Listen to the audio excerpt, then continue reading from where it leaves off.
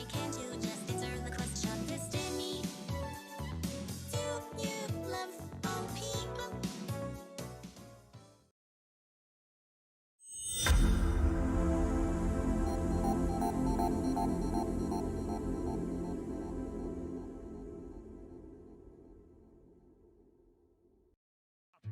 the company store, the paradigm of absolute control. And that's why we're just out here doing simple things, pointing out that we're meant to be in nature and be natural. And this is where we find the source that God made to transcend the New World Order. And that's why they want to try to keep us out of it. I'm angry. I've had enough of these people. They're a bunch of Christian murderers scum. They're on giant death factories keeping babies alive and selling their body parts. What more do you need to know about these people? I go out and face these scum. They literally crawl out from under rocks. They have green looking skin and they run around screaming, we love Satan, we wanna eat babies. I have them on video. Hillary's in the creepy weird sick stuff, man. She sleeps in the same room with that creepy weird woman whose mother wears a hood over her head. What the hell? That woman number one is ugly. Imagine how bad she smells, man. I'm told her and Obama just stink. Obama and Hillary both smell like sulfur.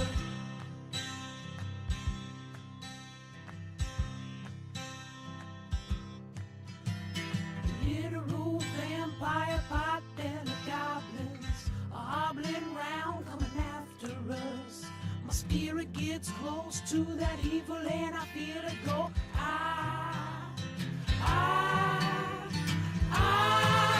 We're such self-centered crap. We don't even notice hell itself rising up against us. Millions of pointed people of the very worst type, and I'm so pissed. We're gonna stab your daughter at the mall. We're gonna stab your wife, your son. We're gonna stab you with a butcher knife, and then the police chief is gonna say, we love our Somalis, we love our Muslims. Oh, they're so good, oh, they're so sweet. I was watching Fox News as I worked out this morning. Horrors in this house. There's some horrors in this house. There's some horrors in this house. There's some horrors in this house. I said certified freak. 7 days a week. Wet ass P word. Make that pullout game weak. Yeah, you effin' with some wet ass P word. Bring a bucket and a mop for this wet ass P word. Give me everything you've got for this wet ass P word. Beat it up N-word, catch a charge. Extra large and extra hard. Put this P word face, swipe your nose like a credit card. Hop on top if I wanna ride. I do a kegel while it's inside. Spit in my mouth, look in my eyes. This P word is wet, come take a dive. It continues along these lines. And it gets significantly more vulgar. Like, a lot more vulgar. Why won't any women fuck me? Why won't any bitches suck my dick? Why don't any women love me? They all treat me like a piece of shit. I only shower once a week. I do not floss or brush my teeth. But the problem is women, not me. Why won't any women fuck me? Why won't any bitches suck my dick? Why don't any women love me? They all treat me like a piece of shit. Apparently now it's a sin to say women belong in the kitchen. Well, cooking is for women, not me. I'm too much of a nice guy. I'm the nicest guy around. If I was more of an alpha, then these bitches would let me pound. If you're feeling emotions, well, that must mean that you're a simp. Cause feelings are for women, not me. Why won't any women fuck me? Why won't any bitches suck my dick? Why don't any women love me? They they all treat me like a piece of shit. Well, if these girls don't think I'm cool, then I'll just go shoot up a school and prove the problem is women. The problem is women. I said the problem is women, not me. It's okay to have feelings.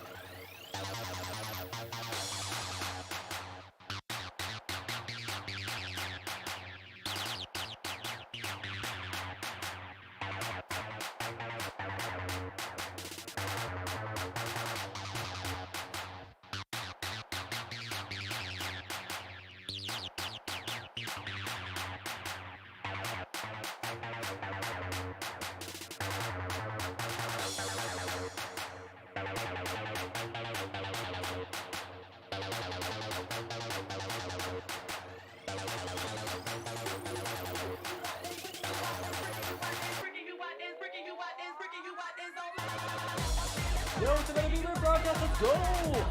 How's it going, chat? How you doing? Yo, I'm back in the saddle. It is another beautiful day for Montreal. What a crazy, incredible day we got planned. I'm excited. I hope you're excited. I got all sorts of new stuff to tell you, and all sorts of good content. It's gonna be a great show. I'm super excited. I'm super pumped. I got my piano set up for later if we're feeling it. And yeah, we got a new follow. We got ourselves some wild experiences to share, and yeah, we all sorts of fun. How about that COVID, everybody? I'm just getting over it. It hit like a truck. It hit like a truck. What can I say? Holy cow. I got demolished, and I'm honestly blessed to be all vaxxed up and able to fight that thing off, because it was a meanie. So I hope you're here for it. I'm excited. We're gonna blast off. I'm super excited for today. I got all sorts of incredible content lined up. And yeah, I'm just happy to be back in the saddle. It's been like almost a week. Can you believe it? Man. So we blasting off, everybody. How you doing? It is warm and comfy here in Montreal, and yeah, we chillin'. We got so much good content lined up. It's gonna be the Hasan versus Tate debate, which I hear Hasan reams him a new one. There's even some old Zoe B content. So if we want to see some people who are ahead of the game, who already knew who Andrew Tate was before he sort of went viral recently, we can do that backstory. Then we got a debate with me and Heem. I was in this weird COVID funk, and it was really early in the morning, and Heem was doing a debate bro section, and I don't know what's wrong with me, but I wanted to get in there and just do some sort of proxy to streaming. And yeah, it was great. It was awesome. It was as lovely and as I thought it would be. Heem is a great person. And I'm just getting some weird signals on my Twitch. Just gonna refresh that. But yeah, so we got that debate. It was really interesting. It was about I think the question was like, is being radical reasonable in a radical world? Was my question. And I asked him to be the normie. He's a self-described normie, so I thought he'd be okay with it. And yeah, it was awesome. It was such a good debate. More of a conversation, really, because I think we're both the type of people who can be on either side of a question and feel cozy, feel comfy. So that was really awesome. And then after that, we're gonna check out Dylan Burns' documentary on Ukraine. I'm fascinated by this. It is like war journalism from a Twitch streamer. Are you kidding me? That's great. That's awesome. It's like so down my aisle. So I'm really excited to take a look at that. And yo, I'm pretty sure I beat COVID. I don't know what the long-term effects are gonna be, but I think I'm over the hump, over the flu part. And oh man, what was the other thing? Yeah, just so much happening. But we back in the saddle, everybody. It's great to be giving some good content. I got all sorts of lovely stuff lined up. And I also got my piano rigged up, so we can switch this up, do a bit more variety, as I've been wanting to. And when that pans out, I'm thinking maybe some Montbazou and more French Canadian music. That was super cool. C'était beaucoup fun. It was a good way to pass the time. So yeah. How y'all doing, Dad? How you doing? We got ourselves a new follow. Let's see here.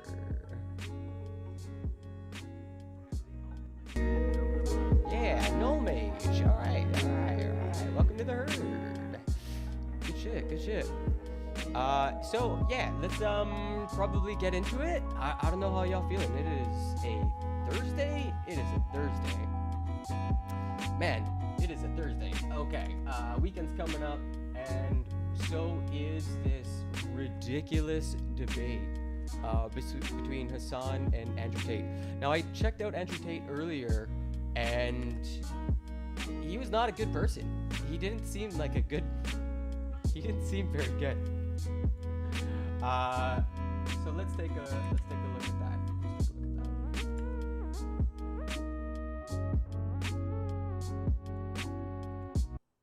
All right.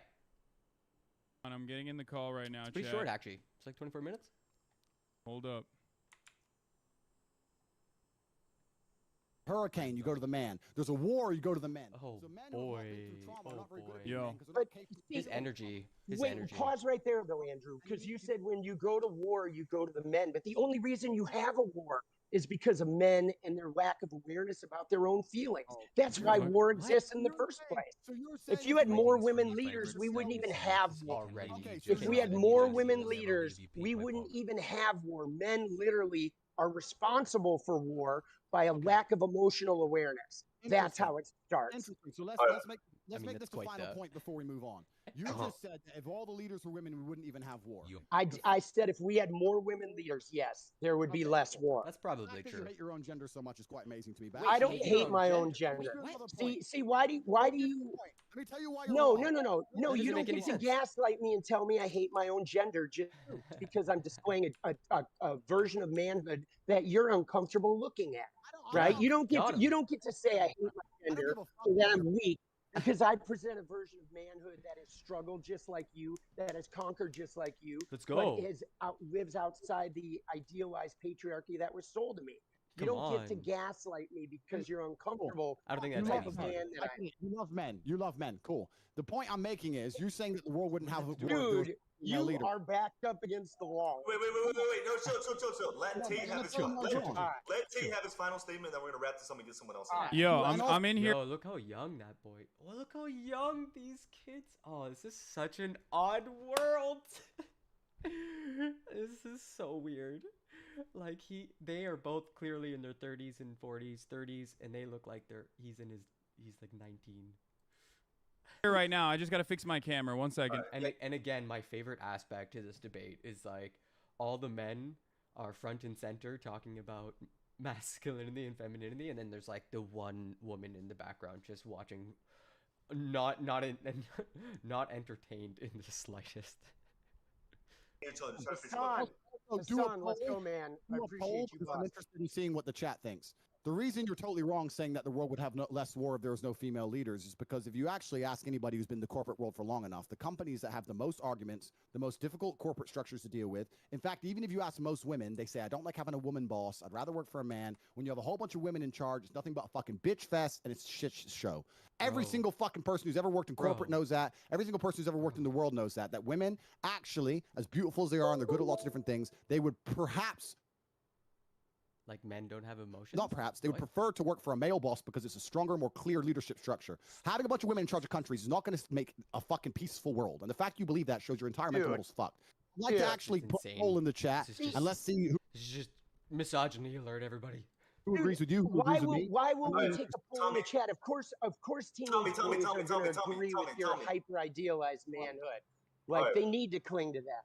Okay, do you guys want me to step in on this conversation or? Let's go. No, we're not gonna do no 2 versus 1 bullshit. We're gonna wrap it up with Tommy, and then you guys can go at it. Yeah. No 2 versus 1 bullshit. Yeah, you mean like the Aiden Ross stream when anyway.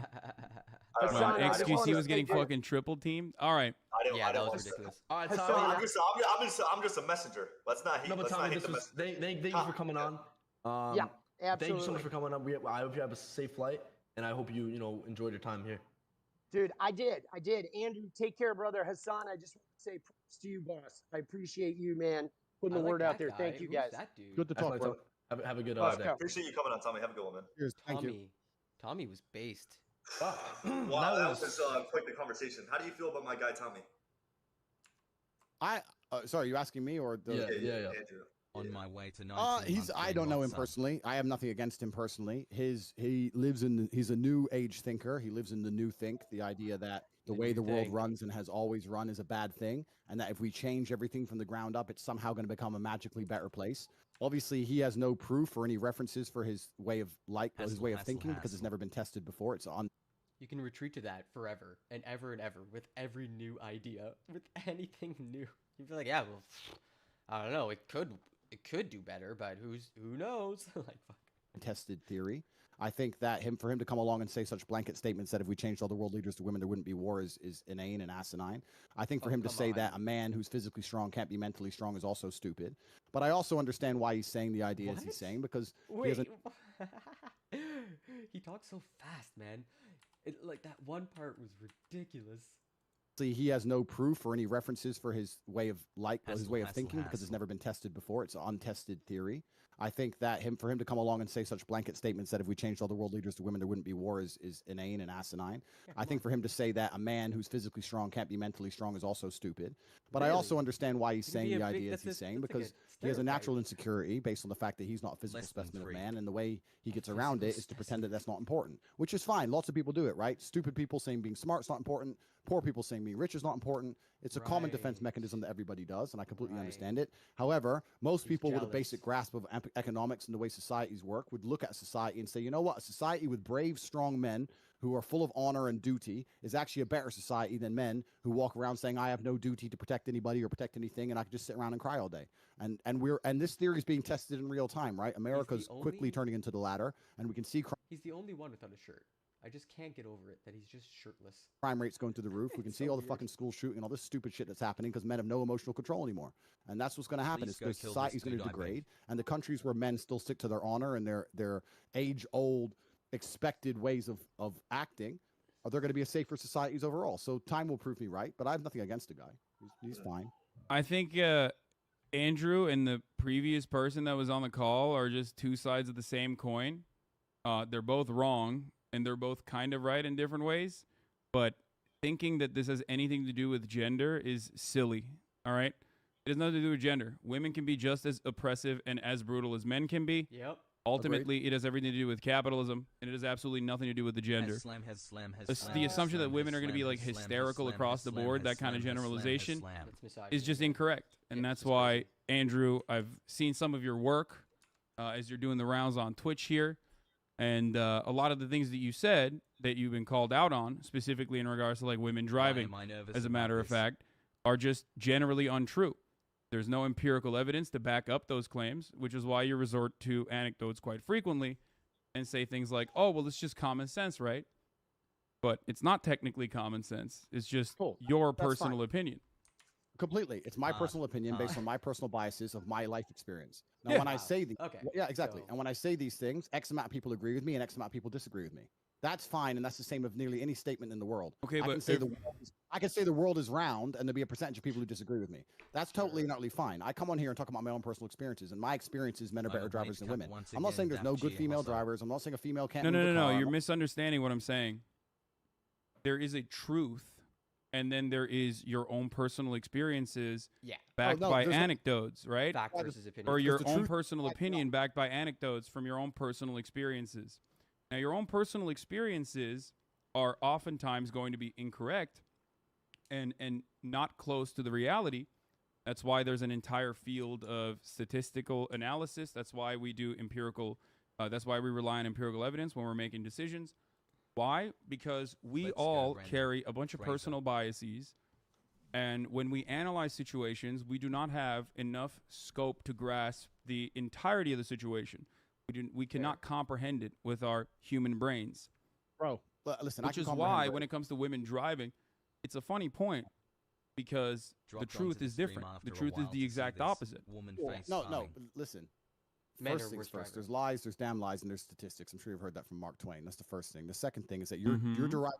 You can massage, you can massage numbers, but you're deriving your truth from an internet study. That's fine. You can derive your truth from an internet study on a bunch of different things. The truth of life is the truth that you experience as an individual. That is the only truth that we all live within. You live within your truths, I live within my truths, because these are the truths I've experienced as an individual. If certain things happen to you over and over and over and over and over again, but the truth on the internet says it's not true, that doesn't mean that your experiences are any less real. So if you to come here and say the internet says X, especially your experiences can be real.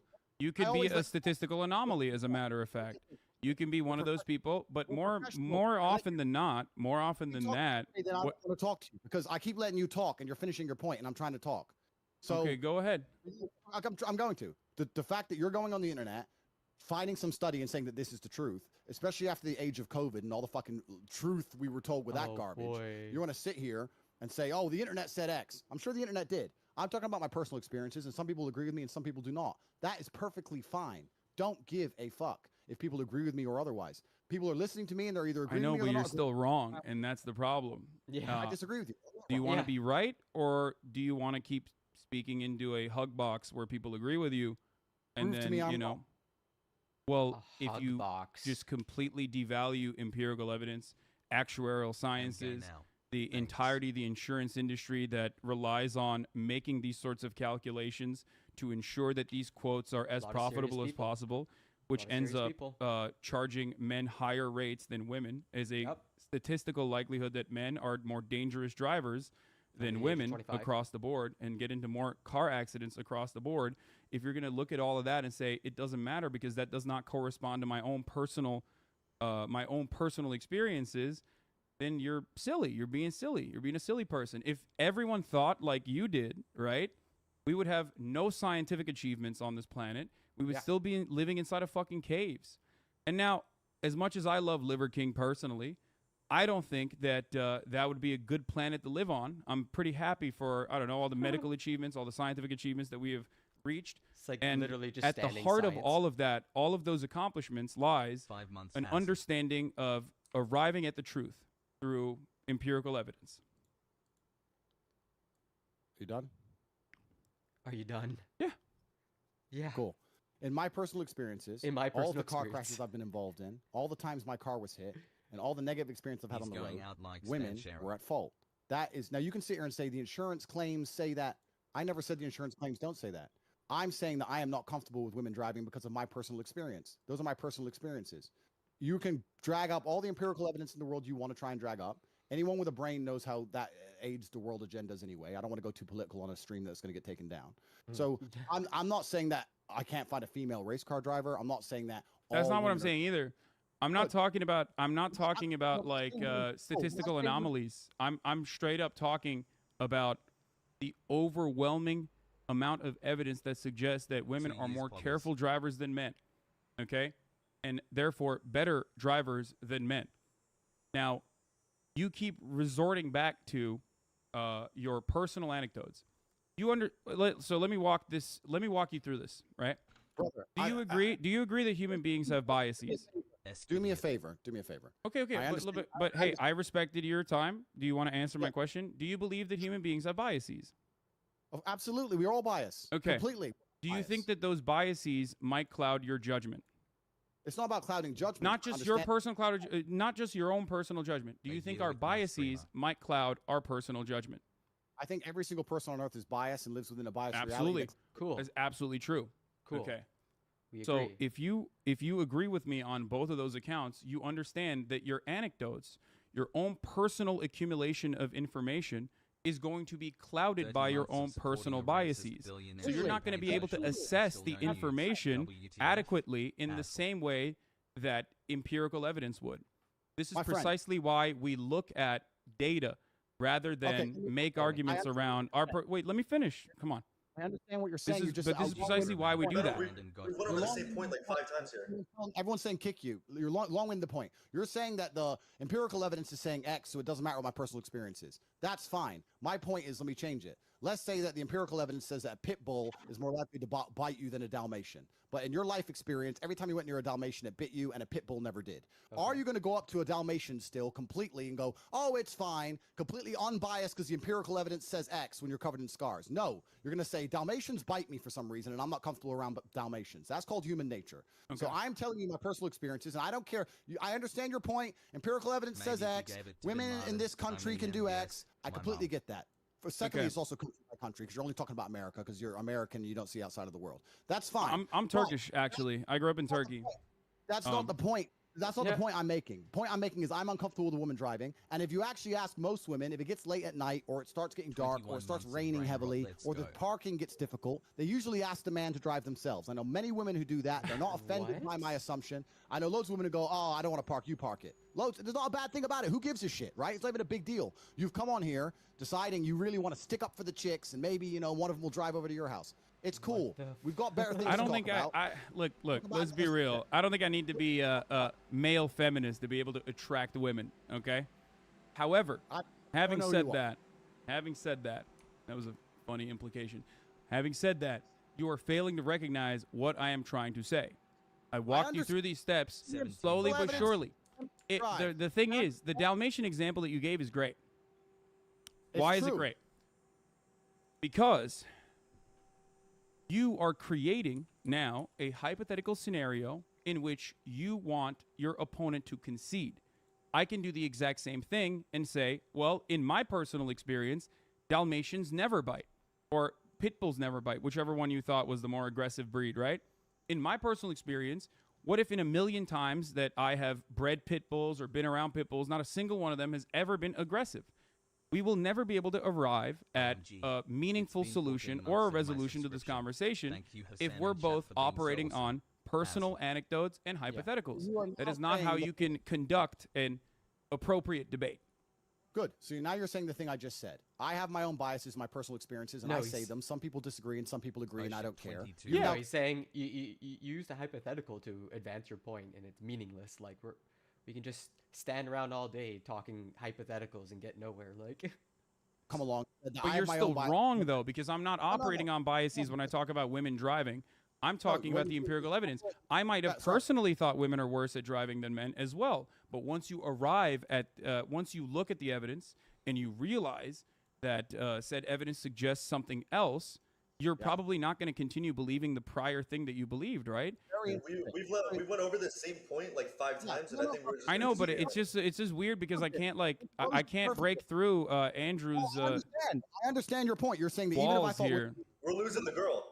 No, exactly. I want to talk to her. He's saying even if I thought women were worse drivers, I've seen empirical evidence, and I'm so smart that I ignore my own eyes and ears and believe what the internet tells me. That's what he's coming along. That's not what I'm asking you to do, my friend. I'm sure you're double vaccinated. It all makes sense to me now. You believe what you're told to believe. You don't believe your own eyes. You don't believe your own ears. And that's why you're going to sit here and talk about empirical evidence that you found on Google. Cool. If you believe everything that's on Google, that is your prerogative, my friend. And if you think that makes you sound smart in the modern world after the 3 years we've just been through, to say that I read a piece of paper that tells me to believe X, so I believe X, and I ignore my own personal experiences, and you think I'm not asking you to ignore your own personal experiences. I'm simply asking you to look at the data.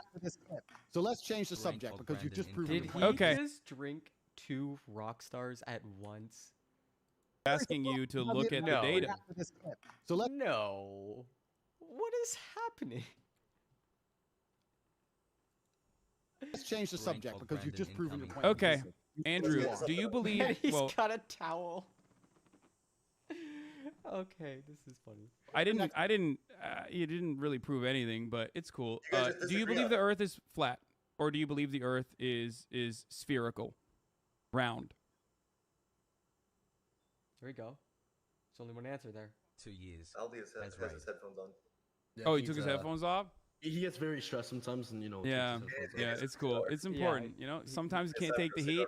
Sometimes you can't take the heat, so you gotta get out of the kitchen a little bit. Andrew, do you believe the Earth is flat or round, spherical, globe? Round. You believe it's round, right? But when you walk outside, it feels like it's flat. True. Brother. True. It looks flat. It feels flat, but you believe it's round. Why do you believe the Earth is round? Because I have personal experience that would prove to me that the Earth is round. Really? You have personal experience. Really? What happened? Did you go up to the fucking moon? Is that how you figured it out? Exactly. I flew up into space, down on Earth, and I saw a big circle. That's crazy. Okay, you don't have to. Hey, listen, you don't have to concede on that point, but I think you and I both understand the importance of scientific, the importance of empirical evidence in that one, right? Or all our fun. Science. And I saw him there, and I thought, wow, this guy, okay, he's gonna ruin the stream. We had a hot chick. Now you're here. Did you? Is that what you thought? Just chill out. Like, it's so what's up? Is it a little bit more difficult when I'm not like the traditional like SJW looking person? Is that why it feels like the stream is a little bit more ruined?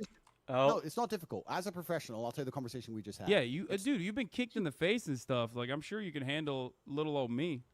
Exactly. So I'll tell you as a professional the conversation we just had. I said I am biased and I don't believe women can drive. That's my personal experience. I don't care if anyone agrees. You came along and said, don't interrupt me. You came along and said, no, that's not true because of the evidence. I came and said, I don't care about the evidence, my personal experience. You said, I also have personal experiences and we're all biased. I agreed. Then you said, even if I had personal experiences that said X, I would ignore them because the internet told me to believe Y. I believe what I'm told. That's not what I said. Not the internet. I said that regardless of my own personal biases that I might have, evidence is still more important than my personal biases. When you guys are both talking at once, and it's boring, and you've lost, and it's boring. So let's just move on to the next subject. Is that what happens? You just say I'm boring and I lost, and then you win? Is that what it is? Do a poll on the chat. And if you won, then we'll continue to talk it. But I'm sure you've lost, and it's boring. And it's do you want me to leave the conversation that desperately, Andrew? It seems like you're running away a little bit. Oh, we're just going in a never-ending circle. Like, we can move on from that. We can move on from the importance of science and Andrew's personal biases. Andrew, can you tell me a little bit about the Hustlers University, whatever that is? Not in a promotional capacity. I know that like you're doing the rounds on Twitch, and I know that that's probably giving you a big boost. But I want to understand, you know, because you are a businessman. I want to understand how you generate revenue. Is it okay to get this information for free, or do I have to pay $50 and then maybe get an affiliate link and get other people to also join so I can make a 10% cut off of them also joining Hustlers University? You can find everything on the website, and you can join if you want more information. That's fine.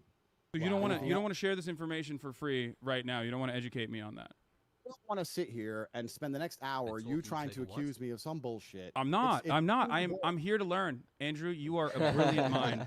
Maybe a little rattled. Maybe a little rattled from the numerous concussions, but brilliant nonetheless. Wow. So I want to hear more about your business strategy, if possible. He's rocking. Actually, quite interesting that people who are too scared to get in the ring try and make fun of people who have bravery to try and make fun of. No, I do think it's very brave. I do think it's very brave. Oh, all right. So let's not detract the bravery of men who do things you're afraid to do. That's the first thing. No. You are absolutely incredibly brave. You still might have CTE, but you are incredibly brave. I appreciate it. I mean, whatever. It's fine.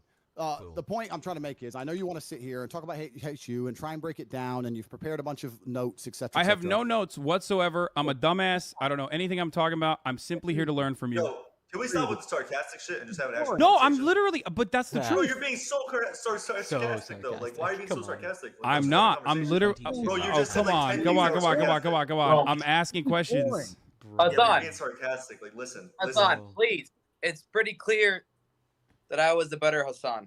So yeah, that's agreed. I agree with that one. If you could just get out the call, maybe it would fix the stream. I think so. Would you guys, if you guys would like me to leave the call, I can do that. I don't want to be. I don't want to be rude. I gotta get back to work. I do not want to be rude, boys. You know, this is your stream. Andrew, I'd love to talk to you in more detail if you'd like to. I hope that one day you can educate me on your revenue strategies. I mean, it does look a little bad though if you feel as though I should leave the call because you feel like I'm overpowering you a little bit. Welcome to the stream. This is like, this last couple seconds where Hasan is definitely being sarcastic, being called out for being sarcastic, and then pretending like he's it's a bit sussy, man. It's very internet debate, bro. You should stay on the call, but I think you should be more socially aware. I am. Is that a bad question? Do you not educate thousands of young? Yo, how's it going, Chuck? I didn't see you there. Oh man, I'm still recovering. Man, about your business strategies, I want to know more. Okay, I want you to be more socially aware and understand that since you've joined the stream, everyone's begging for you to leave. The vibe's down. It's boring. It's late at night for me. I came here to have fun. You're being boring. No one thinks you're cool. No one thinks you're intelligent. No one thinks you're funny. I don't think I'm cool or intelligent. I just have questions, and you're not answering them for some reason. No, why are we derailing? I don't have to answer your questions. You're not the police. I don't have to answer your No, not at all. No, I am not the UK police nor the Romanian one. I'm simply asking you questions about your business strategy, which you literally educate people on. I just want to know how you fucking how you do growth and revenue. Why can't I be a hustler? I want to be a hustler like you. I want to be a top G, a top bloke, a proper bloke. Right. You can find out more on the website. I would like. It's just that, like, he definitely snuck in a torpedo. Hasan definitely was like, oh, I'm just being the Mr. Please teach me, while also, like, you know, pointing out this very naughty incentive structure built into it. He's done some research. And also pretending he doesn't have notes. Like, Hasan's being a little squitchy here, but I don't think anybody cares because he's a piece of shit. Like the stream to get fun again. If you want to discuss this, you don't think your educational content is fun for people to consume? I think everyone's saying kick him. Read the chat. Have you guys read the chat on your stream? You want me to leave that bad? I'll. If you want me to leave that bad, I'll leave. You're just being. I mean, listen. I'm just a messenger, but you're just kind of like being sarcastic. I'm not. I'm literally not. I promise. I swear to Allah that I want to know. This is gaslighting. This is gaslighting. Wasn't sarcastic. You can't even convince me. None of what I have mentioned is sarcastic. I truly would like to know more. 85% kick. 85%. No one thinks you're funny or interesting or witty. Your little comebacks, no one's interested in them. You haven't won anything. It's okay. It's okay, Andrew. If you want, we can have a conversation again.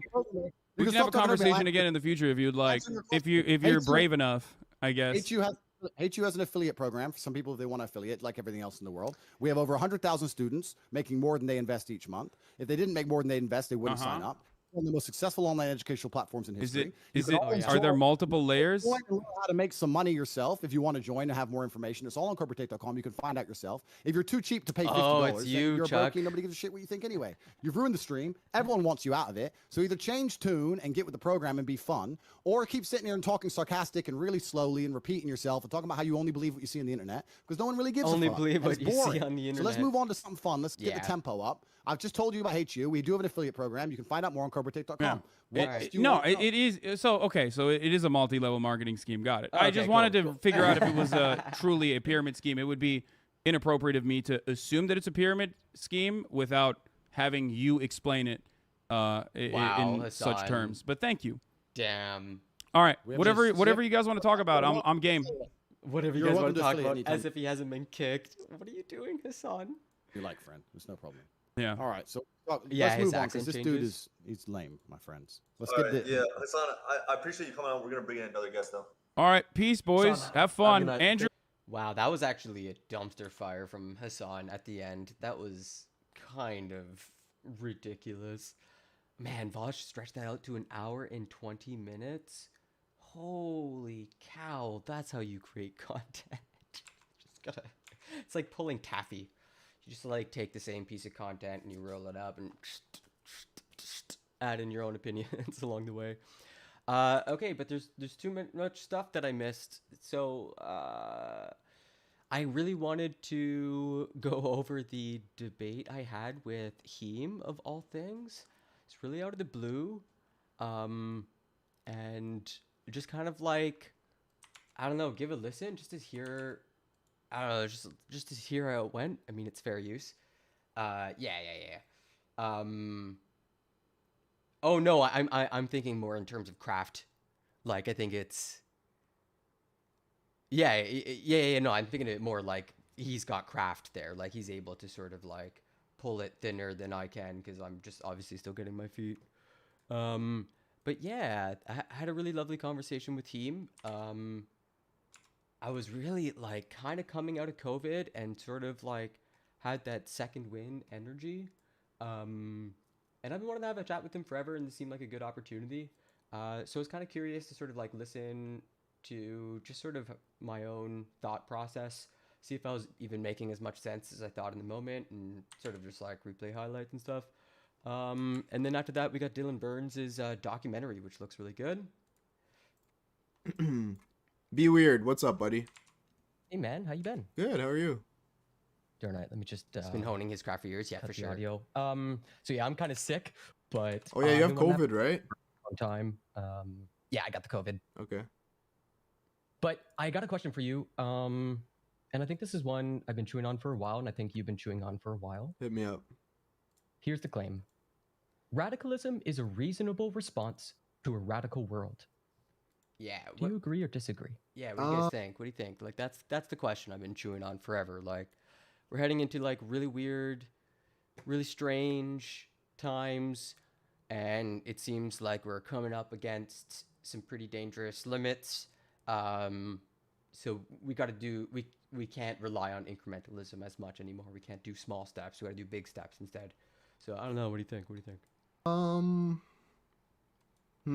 I'll give you more premises just to fill it out. One premise Listening is to that his own voice. we're living in a time of Yeah, I'm literally listening to my own voice right now. It's very obnoxious. I hate it. change, like income, wealth inequality, climate But I change, definitely wanna system start doing collapse a in the segment like legislature or this. judiciary. Mm-hmm.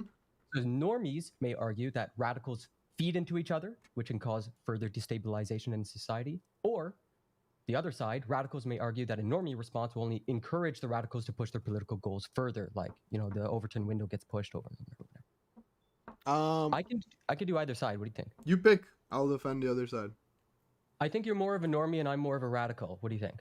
I don't know enough about your politics, but yeah, I think I like to consider myself a normie for sure. Interesting. All right. So I guess what's your 'Cause initial? I think Slavoj Žižek is an I think the term that was bandied around at the time when the Trump when everyone was worried Trump was going to become president, Slavoj Žižek was like, yeah, he should, because then everybody's going to see the system for what it is, and it will cause the pendulum to swing really far, and people will respond. And I think the term for that was accelerationism, and I really disagreed with that, and I still have some mixed feelings about it. And in terms of radical versus normie, I'm thinking more from like a social activism point of view. I probably should have qualified that. Response then. Radicalism is a reasonable response to a radical world. I think so. I'm defending that radicalism is bad. Yeah, you'd be like, no, that's All right. unreasonable. All right, here we go. So my issue with radicalism is that And that's yes, the easy we are side. living in. That's definitely the easy side. Arguing on the side of being a normie, I think, is stability. And in a very tumultuous time right now, particularly in the past 2 years. However, this has been the first little bit of instability that we've had in the past, let's say, 3 or 4 decades. For the most part, the world is very stable, more stable than it ever has been in its history. Besides these last couple of years, there's less war, less famine, less overall, I would say much of the world is developing. And definitely more war of late. Sorry? Definitely more war of late. Just in the I already conceded, right? In the past couple of years, yes, it's been tumultuous, but leading up to that, some of the comments in the chat were pretty intense. Like, people were dunking on him hard. I didn't get a chance to read the chat. I think that's kind of why I wanted to watch this again. Was I got a little bit of a taste, but it's really hard to have a conversation and read chat. I'm still training at it. We've been in constant wars. I think what he's referring to is, like, if you look at like broad view global studies and stuff, there are very strong positive trends. So I can agree, like, we are living in the most peaceful time, minus the last couple of years. Russia has really thrown that up, and the fears around Taiwan, for instance, are also very legitimate. The last 30, 40 years, things have India, Pakistan, constantly been improving, right? Like, how old are you? I'm 31. Okay, yeah, I'm 30, right? So in our lifetime, I would say this is the first like challenge that we've actually had to face. Challenge. Economically. So I already disagree with you on that. Okay, go ahead. Like, we're both in our 30s. We're heading up on our third financial crisis, my guy. Raising a standing army has been 2008 hard with as hell. the housing Not the case. crisis. and I then don't just, know like, if I don't know if corrections Definitely to arming the up. market or small like This was I a don't big expect L. the market to Massive L. always be profit after profit after profit. I know that's the goal, but I think it makes sense to have some recessions or some setbacks once in a while, just to Yeah, I think that was a big L. I don't know why he's. I don't know. I don't know if he's just taking that position, but then, whew, boy. Yeah, So I don't guess consider those major crises. Like, they were a crisis and people got fucked, but like a lot of people, No, people lost their shirt, man. No, Sorry? it was a massive problem.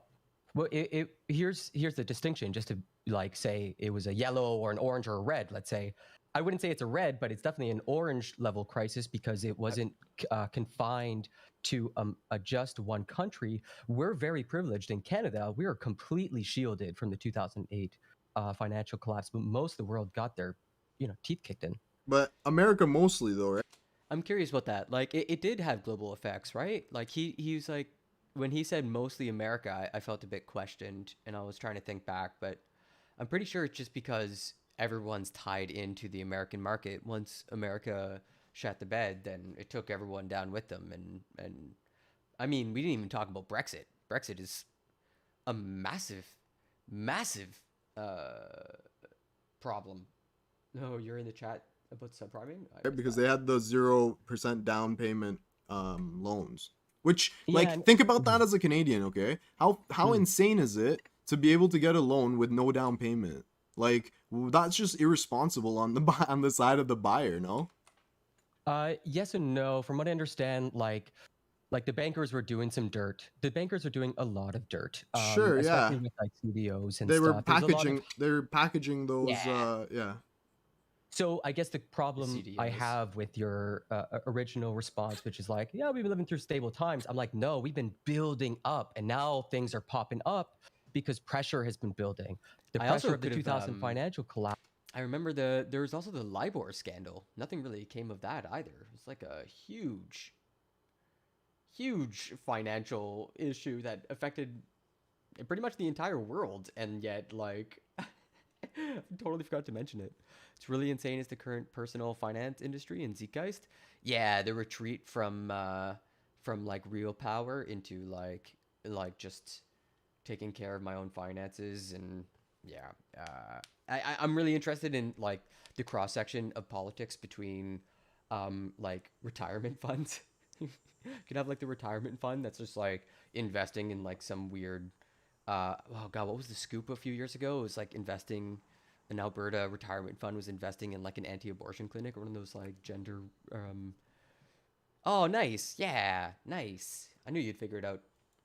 2008, let's say, we didn't really fix that. We didn't really like yeah, I think no, sorry, just to push back, there was okay, I'm confused about this. There's no way we fixed that. 2000 all were the problems financial collapse fixed? I don't think so. Yeah, I thought the big story, Investopedia 10 years later, we're replicating the mistakes of 2008. Yeah, I thought the story was that we're heading right back to the exact same spot. We're replicating the mistakes of 2008. As the government rushes to aid the economy, how that's done, who benefits, and who is left behind matter. So far, the signs are ominous. Yeah. Over a decade later, so 2020, we still haven't hit it. There was like big downturn when COVID happened. Just like the disconnect from retirement funds. Yeah, that's another ticking time bomb. Plus, student loan debt. Like, come on, that's another massive. Yeah, I don't know what he's talking about, man. Like, economically, the last 3 decades, like like our generation has just gotten trounced, absolutely trounced. A decade after the financial meltdown, its underlying problems haven't been fixed. Changed their ways, but cheap credit, low interest rates, and mountains of debt are still with us. Yeah, that was kind of the thing he was pointing at too. Low interest rates and cheap credit. Hey, how's it going, Acton? My mom was a financial planner, and I kept hearing her coming home discouraged that no one ever invested when they were young. Yeah, that's it. But like, who's got the money, right? It was always this like trap. When you're young, you got time, but you don't got wealth, and you got energy. And then when you get older, you got energy and a bit of wealth, but no time. Like a lot of new financial tools that were invented in post 2008 recession that were designed like financial tools. I don't know what the fuck those even are. Finance shit, derivative bullshits that are designed to prevent future kind of bursts like that. No, the thing in the 80s was stagflation. Everybody was freaking out over stagflation and trying to manage that. Yeah, I think you're right on that, but I'm not sure if like the incestuous relationship between regulators and bankers like was ever really resolved. From what I understand, we're heading. I mean, even take a look at the housing market right now. Are you going to say with like his chat? It has some pretty hard, like awful accounts. Balance sheet leveraging is more regulated. I had a subprime mortgage. I lost a condo in 2009. Me in a straight face that things are hunky dory. That we're not heading towards another massive correction, if not a minor correction. In Canada, or where are you talking about? I mean, pick a country. Rent's going up all over the place, but Canada for sure. Yeah, I guess like there's an issue with housing supply. I don't disagree, but I don't know if housing supply, like difficulty in purchasing housing is enough of also, do you prefer tumultuousness for me to say like I'm okay with radicalism now or something like that, you know? Like, I don't know. So let's pick something a bit more poignant then. Sure. Let's say just American politics is becoming extraordinarily radical. Sure, I agree. Like, okay, cool. Because he didn't agree with me that economics have gotten radical. Like, for me, like, qualitative easing and derivatives and the 2008 financial collapse, like, pick something economically, and it's like, like it's radical. Pourquoi les médias sont-ils obsédés par la finance personnelle? Depuis plusieurs années, la finance personnelle s'est imposée comme étant le sujet le plus couvert par les médias de masse, en faisant un journal et de moins en moins rare de tomber sur le ou encore comment accéder à la plus.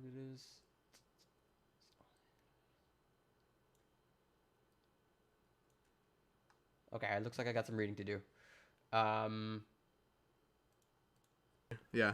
Cool. Yeah. Alright, Okay. so Okay. like, I'll read in the background. how do you? What's our response? Like radicals might say, "Yo."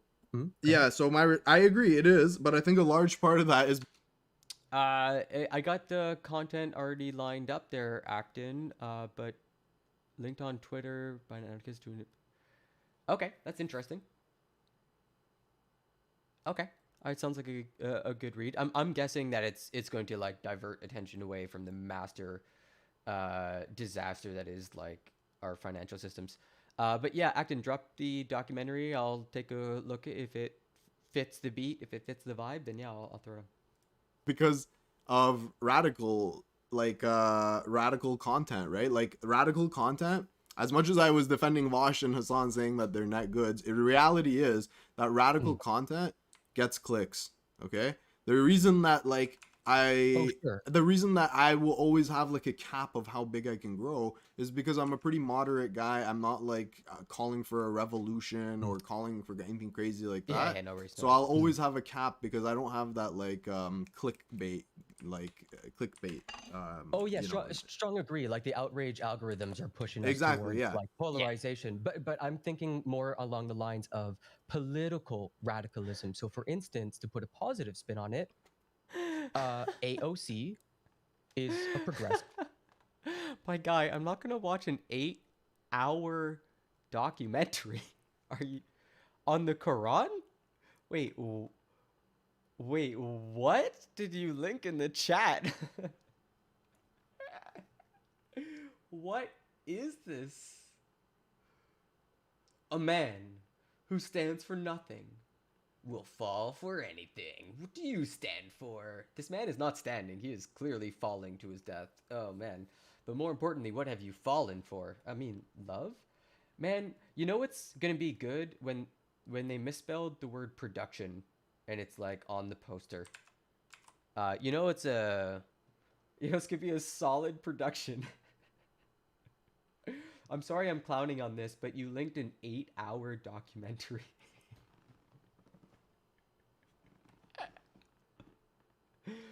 I don't think you put any effort at all into figuring out who I am or whether I would be interested in this. Are you a bot? Are you actually just very confused person or a robot? I can't tell. Put an end to the dividing lies and let the truth. Okay, well, oh my God, trying to expose the plans of Satan and his followers by providing details and proofs of the way they want to control our lives and minds to blind us from the truth and the worship of the one God. I mean, this does sound awesome. An ancient form of Jewish magic, along with its dark rites and rituals. The Jews had learned the arts from... No! Wait, why are we... What? To be continued, inshallah. Noriaga. Why do I recognize that name? Okay, the foundations of the Antichrist. Yeah, I did read that right. This is such bad quality. Truly, it has been revealed to us that the torment will be for him who denies Allah and turns away. Wow, okay, cool. That's rude. Haven't you guys ever heard of the rest of the world? I mean, weird. What a strange... This is like real, if I do... This is too bad quality though. Like, look at this. This is brutal. This is 480p. I couldn't watch this for very long. 2008. Wait. Anyone who's done his research understands what the snake represents. You hear that, everybody? You hear that? Don't you know what the snake's all about? Actually, if I remember correctly, it's never actually described It's the apple that's not described. Yeah, but it's like a four-legged creature, and then it loses its legs. I believe. You don't describe it as a snake. You just fill in the blanks. This stuff's wild, man. I used to be such an atheist. Films ranging from the earliest, most obscure. I have a book called The Meaning of the Quran that was gifted by a Muslim dude at a booth at Con U. I once got pressured into buying a $20 hardcover copy of the Bhagavad Gita that I never ever read. And it's too bad because the Bhagavad Gita's got some great stories. Days of Hollywood to today's biggest blockbuster. And while all right, this is absurd. Dislike. It's a down vote for me. She's, radical for her country's politics. Sure. Whereas Nancy Pelosi is very much a moderate, incrementalist, trying to play the game from within the system. 100%. Which of those two methods do you think? I think you need to have. I think you need to have both. To be honest. I mean, honestly, there's no point to atheist debate. Theists. There's literally no point. It's better just to sort of like talk and listen and find the sort of human spiritual element. I've always been able to like go in any sort of house of worship and people be like, I see Christ in you, I see Allah in you, I see like such Holy Spirit in you. It's just like, no, I'm just trying to treat you like a normal human being. I just want to like do the human love thing. Like it doesn't have to be all dressed up and complicated. Like with you, but I'm talking as a privileged white boy. I don't think you can have you can say one. You need to have one or the other. Like I really think both of those characters have a role to play, and like a seesaw. Yeah, exactly. And like they both have to exist at the same time. You have to have a. I think I wrote like a whole poem on that, and Martin Luther King Jr. is the normie, and Malcolm X is the radical. OC that is dragging the party more left, and you have to have Nancy Pelosi types who are. The holy books have survived the test of time for a reason. There's all sorts of great anecdotes in there, all sorts of lovely parables. Just no insiders know how to play the game and shit like that.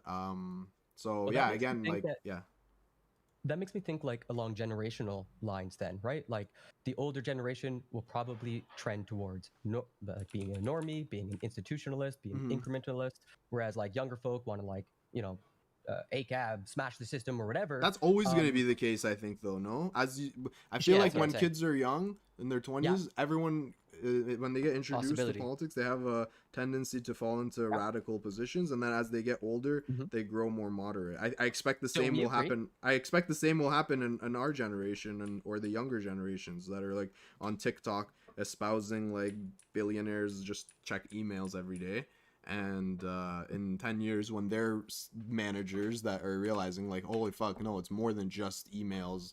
It's like more complicated than that. Then they'll change their position on it. Yeah, likewise. I got way more radical in my 30s. We totally agree on that. I guess the reason I brought that up is because like we live in a gerontocracy often. I don't know what that means. Old people run it. Yeah, exactly. Yeah. Dude, he put that together so quick, like lightning.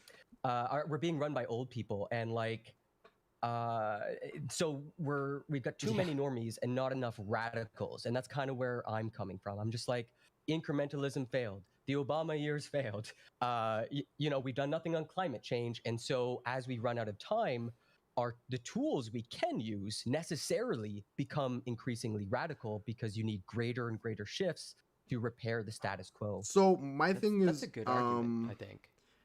I don't think that when you're saying normie, I think that there's two types of normies. There's normies that are politically active and normies that are completely. I know. That's what you should be doing.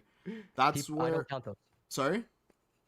I politically speaking, I don't count people who are like voting. Okay. Who are not voting. Okay. So my point is like. You have to try to get more of those people involved rather than to say the ones who are voting need to become more radical. Like if we could convince every fucking 21-year-old to vote for the Democrats, imagine how much of an impact that would have versus like, oh hey, the ones that are already like Bernie bros, you should go become socialists or communists. It's like I don't see what benefit that serves. My brother and Allah, do you not see that we are currently in the second segment of the show that I have planned? I have returned from being sick after a week off and have planned a big show with specific sections of content. We will check out the funny video later, but right now we're watching this debate. Well, just remember the old adage that like the right falls in line and the left falls in love, right? Like the left often tends to be more discursive and we go in all sorts of different directions. It's hard to get everyone on board. But I would put to you that the radical wants Also, less people. Also, the cinnamon challenge is not a funny video. This shit's old, man. Cinnamon challenge? That's like 2012? What is happening? What is happening? What is happening? Voting, because then it's Try again. easier to control the vote. It's easier to make your small, angry minority have outsized influence, and that's part of the game as well. Like some radicals, yeah, for sure. Yeah. Like if you're a radical pro-democracy, let's say that's very different, like AOC. But if you're a radical right-winger, I don't know, just pick one. Roger Stone, you want to remove people's access to the vote. Right. But I think in general, though, like I don't think he got was, hurt like over that. He's not telling conservatives don't vote, right? Like because he needs conservatives to vote for conservatives, so conservatives have power. I mean, weirdly enough, the conservative movement has allowed quite a lot of their electorate to die to COVID. Like they've gained a lot of like hardcore followers by feeding constant red meat and like radicalizing their base, and sort of like the whole primary process is really churning that along. But the problem with that, or like the drawback of that tactic of winning diehard fans, is that like they went so hard on the culture wars, they started going anti-science and fell out the other end, right? And people died from COVID and stuff. No, I feel like even Vosh, right, or Hasan, in the end, like they don't want Republicans to win. They want they don't want that. So regardless of how radical their rhetoric is, I think eventually they fall back on that. And that's why I consider them like acceptable radicals, because some radicals, of course, will say, hey, no, I don't, fuck the Democratic Party, I'm never gonna vote for them. Right, and that seems a bit too far, right? Like if you're just abstaining from the democratic system, then what are you? What kind of state do you believe in? Are you just linking? Are you just linking your own content, my guy? Are you just linking your own YouTube videos at this point? Yeah. Because like basically, I mean, I love the vibe you put out. I very much share the same. Like if you're able to listen well enough, bad you can videos. often understand most people from like a human level. Things aren't that radical or whatever. We don't need to be at each other's heads. But also at the same time, I'm deeply aware that nothing's been done on climate change, and there's been a lot of hand wringing and a lot of Do you think radicalism is gonna help with climate change? Let me put to you this thought experiment. Sure, hit me up. All right. Do you think it would be like if we stopped all oil and gas right now? Okay. People put their bodies on the line. We shut down the system. Our entire society would be like a car slamming its brakes and everybody smashing through the windshield. Our generation in the next 7 would probably face absolute calamity, and that would probably still be a more moral situation than the current one, than the status quo of sort of banking up endless climate change such that no other species, not even humans, can adapt to it eventually. Do you really think that it's at that level? This is something that he really was like, I super skeptical. IPCC report climate change. I remember it being very, very bad, like super scary. Let's just see here. Here's the 6th report. I'm just gonna pull that up. Impacts. Yeah, all right. Here we go. This is pretty recent stuff. Read the report. Full report, or if we Frequently asked questions. Fact sheets. Here we go. I guess. What do we care about? Human settlements? Biodiversity? Biodiversity is a pretty important one. Future risks. Without urgent and deep emissions reduction, some species and ecosystems, especially those in polar and already warm areas, face temperatures beyond their historical experience in the next decades. Over 20% of species on some tropical landscapes and coastlines at 1.5 degrees. Holy shit, that's terrifying. Unique and threatened ecosystems are expected to be at high risk in the very near term at 1.2 degrees Celsius global warming levels, very high confidence, due to mass tree mortality, coral reef bleaching, large declines in sea ice dependent species, and mass mortality events from heat waves. Holy shit. Look at this. All the dark ones are high or very high confidence. Impacts are, what, negative? Where do we see the negatives? Plus negatives? Ah, man, I don't know. Okay, here we go. Species extinction. Climate-caused local population extinctions have been widespread among plants and animals, detected in 47% of 976 species examined and associated with increases in hottest yearly temperatures. At warming levels beyond 2 degrees by 2100, risks of extirpation, extinction, and ecosystem collapse escalate rapidly. Climate impacts on ocean and coastal ecosystems will be exacerbated by increases in intensity, reoccurrence, and duration of marine heat waves, in some cases leading to species extirpation, habitat collapse, or surpassing ecological tipping points. The risk of species extinction increases with warming in all climate change projections for native species studied in hotspots, being about 10 times greater for endemic species from 1.5 to 3 degrees Celsius above pre-industrial levels. Like, it's terrifying. The compounding effects of invasive species that are more able to sustain those weathers, that's true. Like, Canada's really struggling with, like, the invasion of ticks right now. So his surprise there kind of caught me off guard because he's a science bro and the science is fucking catches on fire, like, in your hands. Now, here's a link I'll click. The true story of kudzu, the vine that never truly ate the South. Ooh. Oh no. Oh no.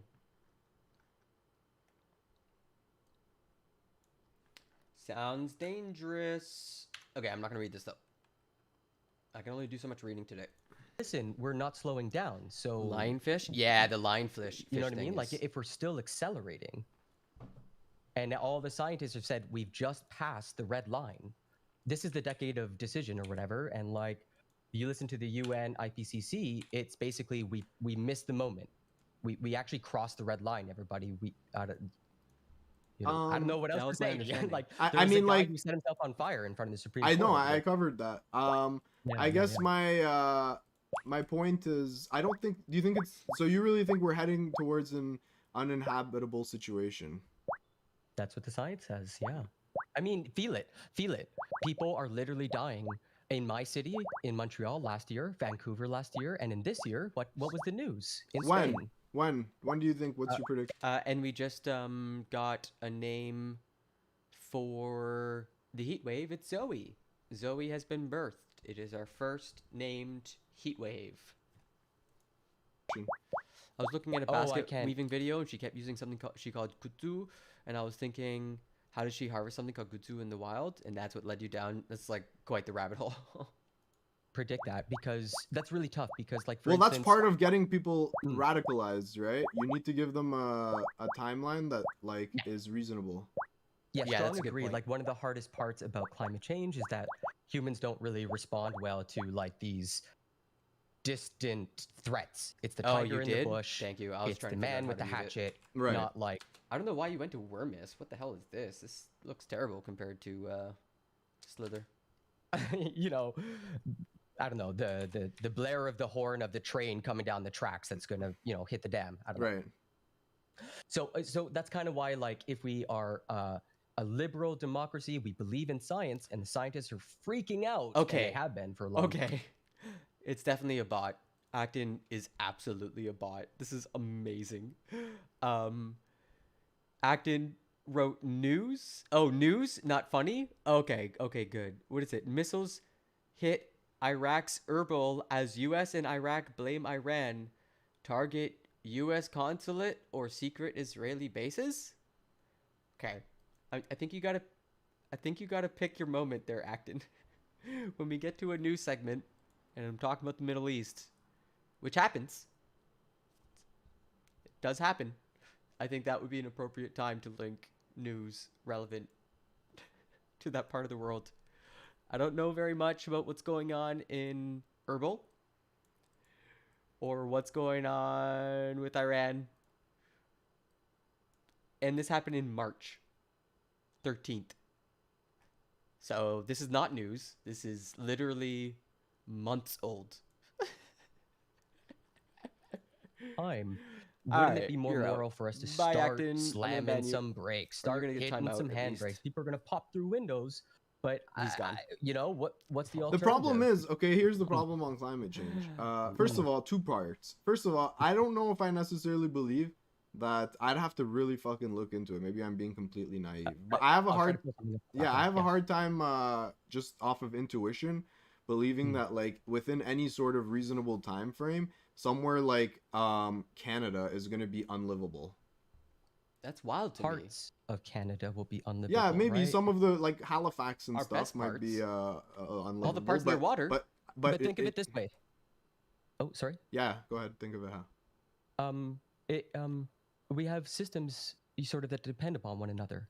So once people start leaving cities, systems start to fail, and once one system starts to fail, causes other systems to fail. Oh, I don't doubt it. There's going to be a lot of climate refugees for sure, but I don't really have a problem with refugees in general, and I think that will force us to have a more open-minded approach to refugees. I guess the thing I'm really thinking forward through, and I don't know why I didn't bring it up, especially since Heem is Canadian, is like the upcoming water wars. Like, there's no way Canada's going to avoid the water wars. We are.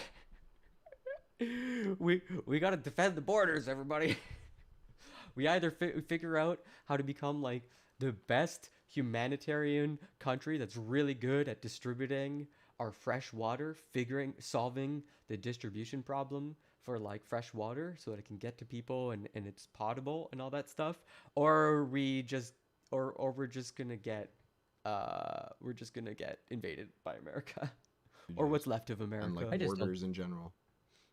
I just feel like this is all heading towards really dark and like we're not immune to social collapse is kind of my concern, right? There's nothing that says you know why I think we are immune though? Because the general conditions of people aren't that bad. It hasn't gotten anywhere close to, it's not like where there's mass starvation and stuff. But then I would agree that like that would be what would cause systems to collapse. But yeah. Well, you may have heard of like the global north versus the global south. Sure. So I think if you took on the perspective of someone from the global south, they might have a very different opinion about that. They might say like, hell no. Yo, just sorry, 1 sec. Yo, thank you so much, Anki, for the yeah, so sorry, the reason that I was saying parts of Canada or places will still be livable is to bring back to my broader point that I don't think it's catastrophic to the point of like the human species won't be able to live here anymore. That's Have you ever one thing I came across that sort of put me down this track is something called like the wet bulb temperature. It's something used in mining to sort of gauge the actual one of the big stories, like if we're talking about system collapse, one of the places I've been worried about is, and that's a good indicator, bread lines, but also the food banks, right? Like it's our modern day bread line. And from what I understand, the food banks are really struggling. Like they're really in the shit right now. Temperature or whatever, and it's essentially temperature plus 100% humidity. You put a wet rag on a bulb and it gives you a good reading of like your most dangerous thing. Scientists are starting to look into what is the wet bulb limit for the human body. Like there's that hurts. Okay, go on. You could avoid that. So what happens when in Spain, let's say there's a heat wave and over 1,600 people die? because they're older, they're in these concrete deserts, they can't move to another Libya's country, collapsing. a colder climate, and they just die. There's a big drought and our coming on. society just starts losing lots and lots and lots of Muscle. people to just straight up heat. Well, And what do that's you why think will happen in that situation? Let me ask you. I think that. Do you think the as- governments would take action? Maybe like build always cooling weird gaps zones? in my French. No, from what I'm thinking, like I get a lot of inspiration from Snow Crash by Neil Stephenson, where he sort of describes the world owned by burbclaves. Like instead of countries, you have corporations that own Great book, by that the way. territory, that own all the stores. It's Right. the company town, but Yeah, at the yeah. size of a nation. That's what I see happening, like fragmentation. Okay. But Yeah. again, that's so far away from like people. And again, I'm not saying it's great. It's kind of dystopic, but that's a far ways from unlivable, uninhabitable. I think. Well, let me put it to you then. Let's say the status quo remains. Are you going to tell me that there is no threshold? Like that humans will just live infinitely? Well, we can survive Oh, any. muscle We're wanna see. infinitely adaptable. Do you not think we have some sort of No, upper I mean, limit? I think if like if a giant meteor crashes into the Earth, that's got a big chance of. Oh my fuck! Sorry. It's funny that he used I that think if- example. It's really funny you use that example because it's like a whole movie based on that. If a giant meteor crashes into the Earth, then we're in trouble there. But barring something like that. Well, that was the whole point of Don't Look Up, was that climate change is that meteor. And right now we are in the stage of the scientists. I mean, that clip was even going viral where there is a one-to-one, like scene for scene where it's the scene of the scientists going on TV and being Yeah. I saw that, yeah. The meteor's bad, but let's be happy. We're Yeah. in that moment right now. This sort of the term that Can I be brought, like, honest with you? The real problem is, here's my actual take. Okay, I'm not memeing on this one. Okay, My okay, actual take is, because this is happening The rare non-meme Heem. gradually, albeit you can say it's I don't know if it's accelerated or gradual. whatever, but Yeah, it's still it's starting to gradual, pick right? up. From one day to the next day, it's incremental, right? For that reason, you're not going to get people to care about it enough. People are a big part of climate change is our lifestyle. We're going to have to accept that we have to do things a little bit differently if we want to address this from a personal level. I know people love to say corporations enough to cause adapt. X percentage of the I don't know though. I think Neptune Folly here is saying not gradual enough to adapt, and that's kind of the sticking point. He thinks it's gradual enough for us to adapt in some form or another, and I'm thinking, why are we special? We're still just a mammal. We're still just a flesh and bones. I mean, there's no limit on physics.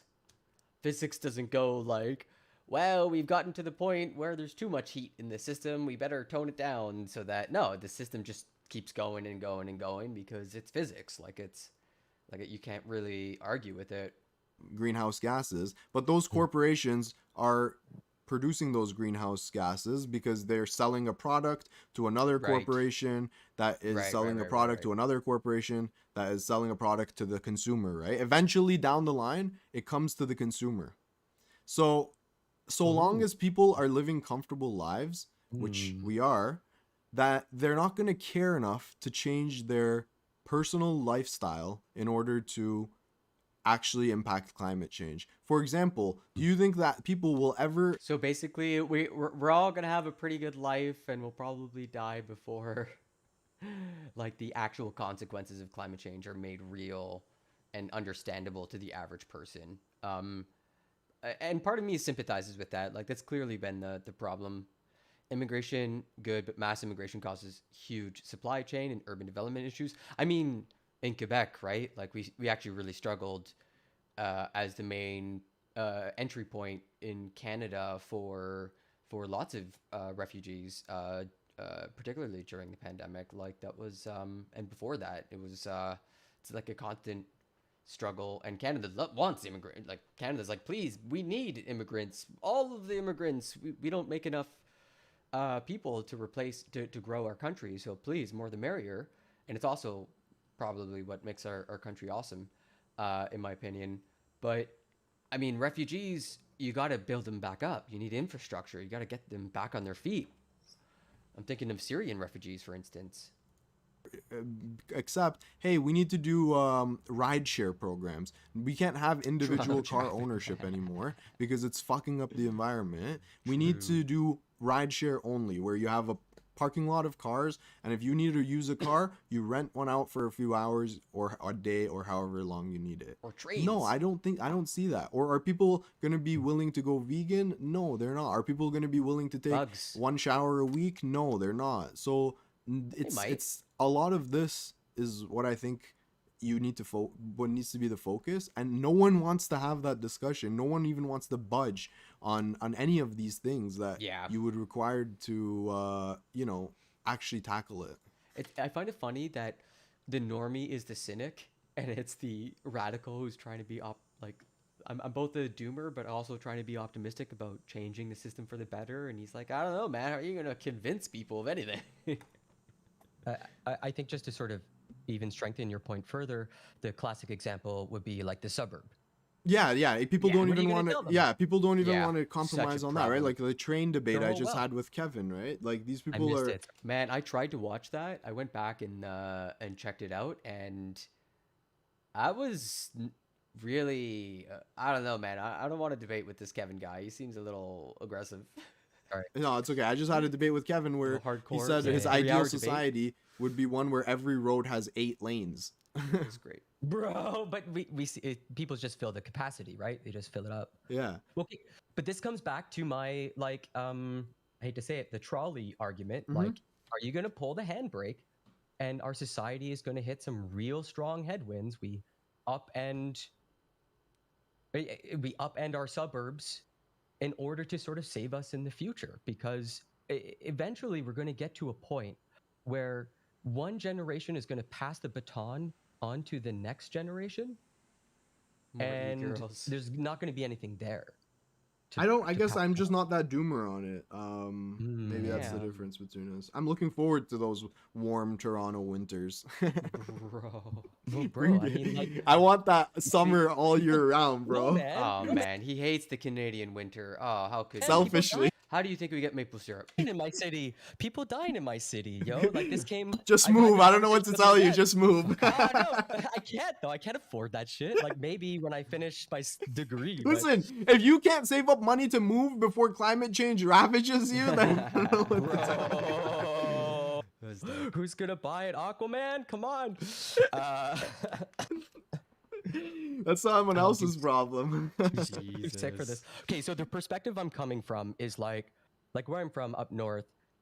It was sort of instilled in me by an indigenous woman that I worked with, the museum, and she was like, "You're a September moon, and September moon means that you have to take care of the next 7 generations." Okay. I am becoming increasingly concerned as I hit my 30s and my 40s and eventually my 50s. That I will fail that I will not have the confidence to go unto this good night, knowing that the 7th generation will get that baton. And yes, I know I'm being doomer. I'm not saying generation 2, generation 3. I'm saying by the 7th. And that's where my doomerism's coming from. It's not our lifetimes. It's not my kids' lifetimes. It's 7 generations from now. But, and so... Yeah, go ahead. Sorry. No, go ahead. I'm wondering what your prescription is, I guess. Oh. Well, that's why this question came up. I've been chewing on this for a long time. Radicalism versus normies. My solution is pull the handbrake, man. Like from my perspective. But the problem is there's no point of pulling the handbrake if you can't get people. Like I said, the consumption habits is one. Another one is nuclear energy. Nobody wants to fucking build or invest in a nuclear facilities, which you're gonna have to have in any world where we have renewable, safe energy. Like you need to do these things, and there's no support for it because of just shit that happens that's happened in the past. From 3 Mile Island, yeah. Like I would say to you that I got 2 minds of this because I really strongly agree that nuclear energy is probably a way out of this. Like it's a way to sort of stopgap the measure. But the point has also been made to me that no society has ever lived as long as a single half-life period, right? No society has lasted 60,000 years or whatever. Like, how are we supposed to pass that baton in an increasingly destable world. The So nuclear I just battalion. I don't agree that it's destable. I don't agree. No, it's more like, how do you predict? Like, how do you set? What system do you set down that's gonna last that long? It's so hard to predict. Like, seismological changes can happen in 60,000 years. You know? No. Just like the half-life is just so long. We might not have societies that are able to pass on the knowledge to like keep that stuff safe. You know? No, I don't know. It's There's really there's good ways. There's good safety mechanisms for them. I saw I agree with you. modular ones and stuff too. But totally.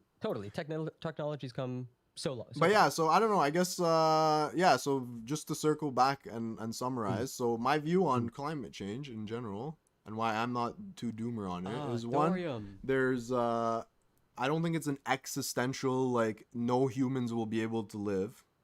I think some places will become uninhabitable and they'll become refugees. But I'm already pro-refugee. I don't mind if people migrate to other places, and this is gonna have to force a lot of people to change their views on migrants and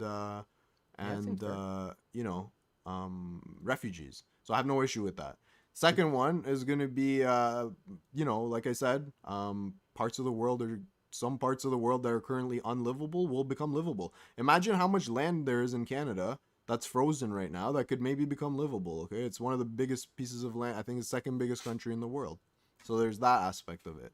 The other aspect is I don't see in any, no matter how radical you want to get, people aren't going to change their consumption habits because for the most part, the average person is really comfortable with how things are. And they're not going to take less showers or consume less or eat less meat. Nobody wants to actually take personal responsibility for it.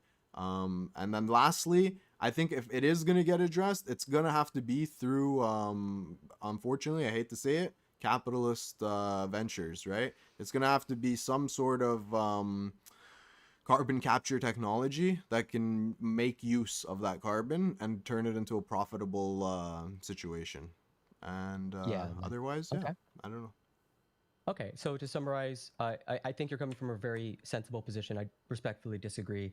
I would say that corporations have conned society into believing in a mirage, and one day the mirage is going to go poof, and we're all going to wake up and have to adapt to a situation far beyond than humans are used to adapting. And yeah, sure, we might survive as a species. We've gotten down to 10,000, came back pretty hard, but 7 generations is a long time, and if we take the long view, and we're still on the status quo path, we're still pumping into the system, it's hard to see what the off-ramp is. So we need to get rid of the con that oil and gas is a way out of this because it's added contributing to the problem. Like, I agree with you that capitalism and greed might be Jager Bomber, corporations. Which corporations are secretly plotting the downfall of humanity? I mean, ExxonMobil was in the news. The whole plastic thing was a giant con, so we can go down. There's been a couple exposés in the past couple of years of oil and gas companies, the Six Sixers. Useful engine to use to try to like fix this problem. But generally, capitalism has taken over our legislatures. It's taken over the judiciary. The big lesson of Roe v. Wade being overturned is that the Federalist Society got what they wanted with their dark money campaign. So my opinion is that public institutions can't protect or failing to protect and need to be radicalized against a very dangerous opponent, private corporations that are like spewing a bunch of CO2 into the air, which is also like part of our demand and all that. But what is, I guess, like wait, who's being conned? Everybody knows the scientific consensus and most politicians agree with it, but they're not doing anything. There's like we're not talking about it with the level of intensity that the scientific community is saying. That's why that clip went viral, where it's the news being like, we just be happy about this, and the scientists being like, people are going to die next week.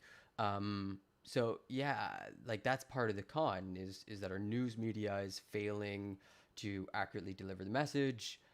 We've had a lot of like both sides of like having a climate scientist and a climate skeptic like talking together. Like, I don't know, man, like it's There's definitely some like disinformation campaigns that are regularly going on with when it comes to oil and gas. The radicalism that you're trying to bring up isn't sensational enough to garner any sort of interest, unfortunately. Well, people. That's funny. I mean, Wet'suwet'en was a big story. People put their bodies onto pipelines. Canada successfully. Here, you don't. Okay, here. How about you want to have an actual Pipelines? proper debate? Here, we can talk about the Yeah. pipeline. All right. There you go. What do you think about the pipeline? La bonne nouvelle, What's your TVA? take on it? Well, this is where I'm coming from, right? ahead. Like people put their bodies on the line. They forced the pipeline to shut down, and unfortunately, we live in a complex geopolitical world, and Canadians are very privileged, and our demand didn't necessarily go down. So we just got our oil from other places, as my dad would remind me. But it was the right moral choice. We need to go down. We need to just anything and everything to just find ways, and that pressure will create alternatives, trains, green technology, whatever. I'm not saying it's viable now. I'm just saying that's the only solution I see hypothetically. Yeah, that's fair. Okay, so my take on it. All right, this is a hot take. U.S. stops oil production, then Biden goes to Saudi and beg for more oil. The irony of leftists. Yeah, I mean, this is exactly the point I'm hemming and hawing around. But like, that's the part you're trying to avoid. You gotta radically push down consumption, and politicians aren't doing that because it's not popular. I think they were doing one happy news every night. Here's a spicy one. All right. Right. Okay, I see. We own I that never watched pipeline, it, yeah. right? The Canadian government bought it. Yeah. So it's taxpayer paid for. I think it was what, trillions of dollars, something crazy. Okay. Right. And without that pipeline, we are already, like you said, using the same amount of oil and gas. Is it oil or gas or both? I don't know. We use that natural pipeline. gas. That pipeline, what's it for? It was LNG, liquid natural gas, Okay, there you and also tar sands. And in the meantime, It was that the tar is getting sands. transported via other routes, right? Trains, trucks, whatever the case. He's got it, I think, a bit backwards. It's like the stuff that comes in by port, which is what we rely on now, is then shipped by train, and that's what happened to Lac Mégantic, tragically. And then the pipeline is to create an alternate route. And from what I understood, it just was a straight delivery. Like, I'm not entirely sure. It just got us to sell that, get something sold out of those tar sands, which I don't think a drop of oil came out of that stuff. I see. That is not environmentally friendly itself. Okay, that's just as bad. It's worse for the environment, actually. And it's less efficient, and it costs us more. So we've already paid for this pipeline. I think that, and I know that some of these indigenous tribes actually don't mind having the pipeline built. It's like not even a closed case within indigenous tribes. Is that right? It's complicated. Some want it, some don't want it. It's complicated. The people who do want it are coming from a place of like not privilege, right? So it's one of the few economic things. Exactly, yeah. So, but that's because of right, because of all the colonialism. Sure, yeah. But I think that like we are all Canadians, and we have like a vested interest in this country together. So since we've already downed all this money in, and as long as it's not like running through people's houses, if it's going through like the back country, which you know. And this is kind of where I'm coming from. Like stuff like Lac Mégantic happens because the government's gotten weak and corporations have gotten strong. They're doing what they want, selling, transferring, moving the oil around, and the country's sort of looking the blind eye because we need it so badly. And it's like a really bad relationship. It's like a lot of Canada is just forest. Oh yeah. That I think some negotiation could be had here to say like, listen, these are the implications. We've already spent this much money on it. Taxpayer money has gone into it. If we don't build it, it's more inefficient. And here are some incentives we can offer for as a compensation. And you know, in a way that can have both sides happy. Saying we need pipelines because of Mégantic is like fixing public education by funding private schools. Yeah, that's a good way to put it, actually. Then in that case, line goes up. Oh, look, the pipeline was a good financial investment. We better get ourselves more of those because all the investors got a return on their on their original investment. Yeah, this so is a like good point. unless there is radical like moral outrage, people breaking systems that involve like, well, I don't wanna be too radical, but look, I guess I got to take that position.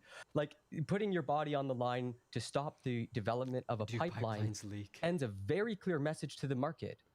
There is a random negative externality here. There's a random cost that might come up where your pipeline might not go because people are so upset with this stuff. And the alternative is that the pipeline works and we just get more of them. We just, oh man, this was a great investment. Let's keep it going. So you think that like more pipelines? You're like, I guess it's kind of like a sanction on domestic sanctions. Yeah. Like because we're paying the price for it, right? At the pump, Yes. It goes downstream to us. Man, you pull the handbrake, some people are gonna burst through the window because like I don't. But the question is here, I guess, like who's getting? You would rather have more people impacted than less people? Now, well, than the later. thinking goes that if climate change is like it feeds into itself, and apparently we've passed that line where it will start feeding into itself. I mean, think of those systems, right? They're very dangerous. They go exponential really quick, and once it's you can't match it. Like, what are you doing that's exponential that's going to curb climate change? So it's all about time.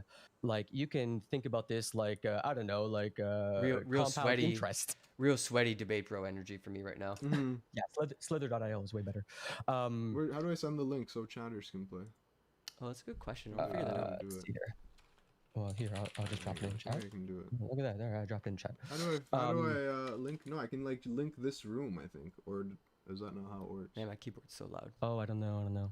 Oh, so that everybody's in the same. Yeah, that's a good idea. But I guess maybe it's just one room. All right, maybe if you guys want to play, you can jump in. Actually, I might be funny. Just errors. Okay, so if we're in an we're facing a feedback loop. By the way, sorry, real quick. If anybody wants to debate next, just go into the Discord green room. You pick the topic. I'll defend whatever. This is Heem getting bored. The opposite of the topic that you want to defend is. You name I'm writing on automation right now, and there's not much gain of productivity by changing our transportation. No gain of productivity usually means a compounded negative effects for workers involved. No gain of productivity usually means a compounded negative effect for workers involved.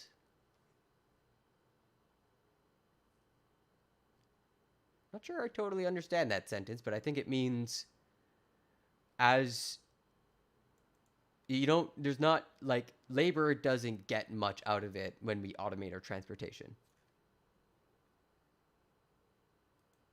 I think. Or are you saying that, yeah, it doesn't sound like, I don't know, there's a bit of a couple of double negatives going on here. I don't know. Okay. Yeah, it's always capital over labor. And often when technology and labor go head to head, labor always loses. And go ahead. And Heem's a sweetie, so y'all should, why not? Where Don't else be do you scared. get this kind of banter? Yeah. So yeah, we're facing a feedback loop, exponential system, and yeah, if we don't pull the brakes now, pulling the brakes later will just cost more. If you want to think about it in economic terms. In automation, when you have a gain in productivity, you have cost savings or more profits and can create more tasks and product valorization, so it creates jobs or it creates profits. Yeah, a gain in productivity, in other words, you're producing more. You have cost savings or more profits, right. And then that often means stock buybacks. So you just drive up the cost of your stock. You don't reinvest in the company. You just don't create new jobs. You just up your stock value. More and more cost into the system over time. Therefore, the sooner.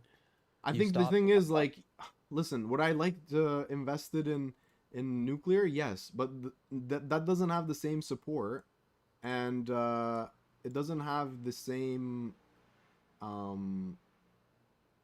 you know, like we've already invested into this pipeline. So what do? You just take the L on it, I guess. Yeah, we man. spent all these billions of dollars, and it's Yep. half built, by the way, also.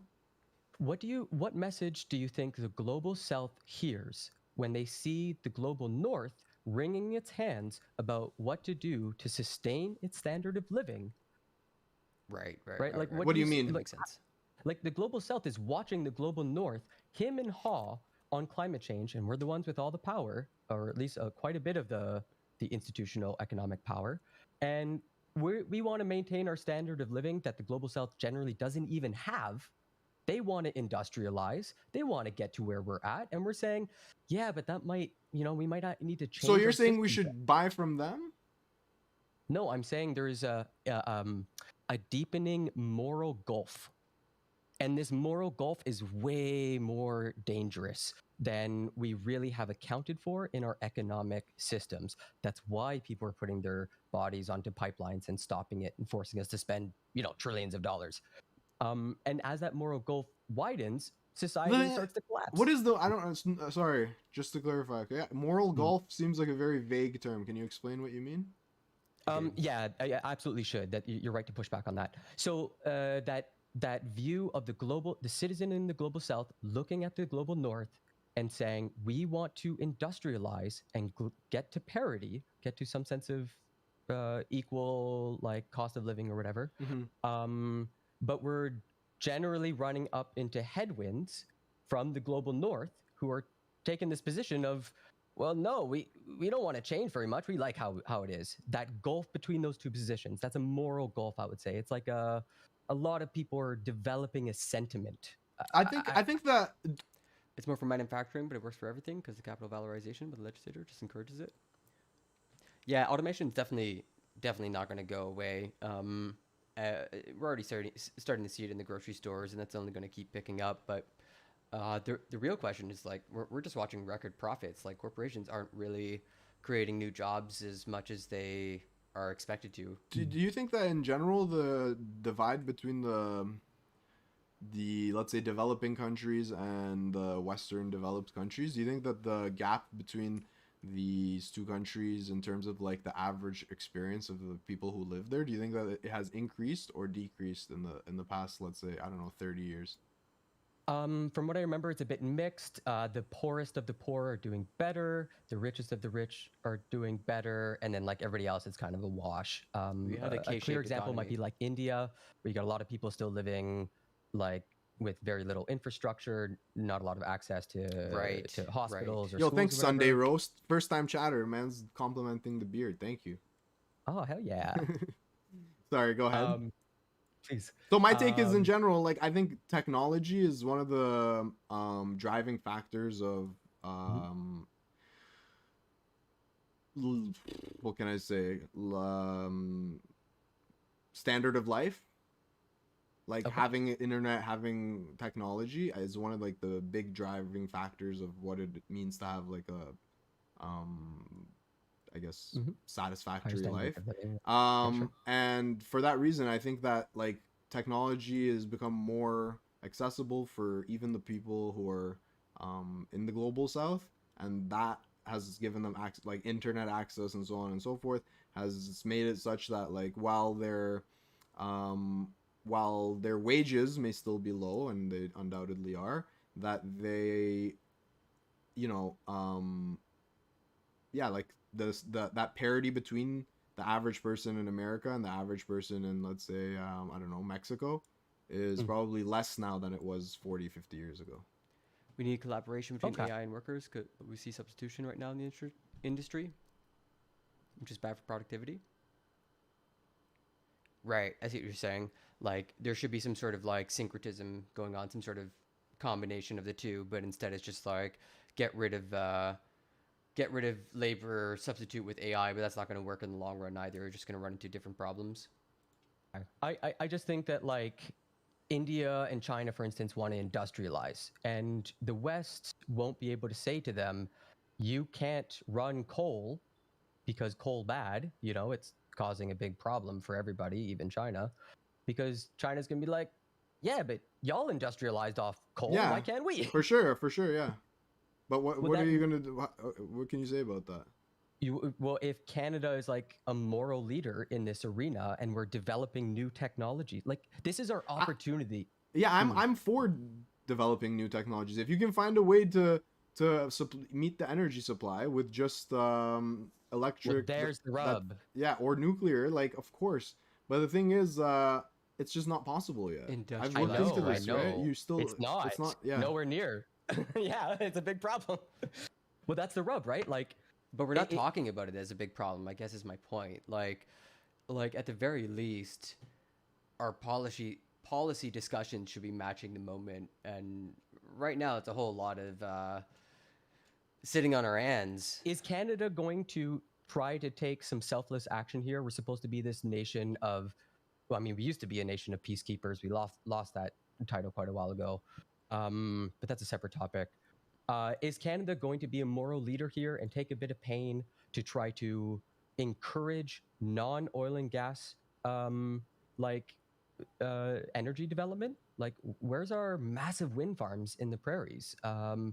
Where's our hydroelectric dams, just like in Quebec, that have been fairly successful? I love. Listen, nothing gets me chubbed up like seeing a bunch of turbines. Okay, I think there's somewhere near Windsor. Wait, chopped up? Huh? Chopped up? Is that good or bad? Chubbed, like in my pants. Oh, chubbed.